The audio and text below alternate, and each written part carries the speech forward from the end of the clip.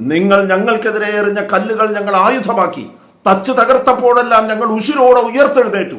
പോലീസും പട്ടാളവുമായി നിങ്ങൾ ഉറഞ്ഞു തുള്ളിയപ്പോ നെഞ്ചൂക്കും സത്യത്തിന്റെ ബലവുമായി ഉരുക്കുപോലെ ഞങ്ങൾ ഉറച്ചു നിന്നു.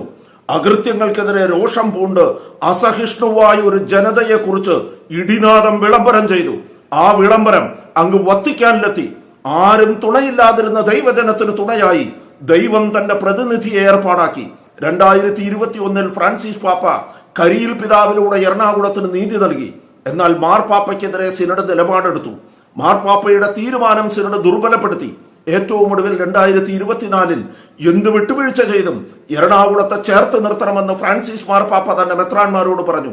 ഇക്കാര്യം വെളിപ്പെടുത്തിയത് മെത്രാപ്പോലിത്തൻ വികാരി പാംപ്ലാനി മെത്രാനാണ്. അപ്പസ്തോലിക് അഡ്മിനിസ്ട്രേറ്റർ എന്ന സംവിധാനം തന്നെ മാർപ്പാപ്പ പിൻവലിച്ചു. നോക്കൂ, കുർബാന പ്രശ്നത്തിന്റെ ആദ്യപാദത്തിലും ഇപ്പോഴിത് അന്ത്യപാദത്തിലും ഫ്രാൻസിസ് മാർപ്പാപ്പ എറണാകുളത്തെ ദൈവജനത്തിനൊപ്പമായിരുന്നു. ഫ്രാൻസിസ് പാപ്പ തന്നെയാണ് എറണാകുളത്തിന് വേണ്ടി വത്തിക്കാനിൽ അഡ്വക്കേറ്റ് ചെയ്തത്. തറയിൽ മെത്രാനെ, നീതി തേടിയ ജനത്തിനൊപ്പം ഫ്രാൻസിസ് പാപ്പ നിലപാടെടുത്തു എന്നറിയുമ്പോൾ താങ്കൾക്ക് ചൊറിയും. താങ്കൾ വെറും ശിശുവല്ലേ, ആർച്ച് ബിഷപ്പുമാരിൽ ഏറ്റവും ജൂനിയർ. അധികം പിടയ്ക്കണ്ട, അവിടെ നിൽക്ക്.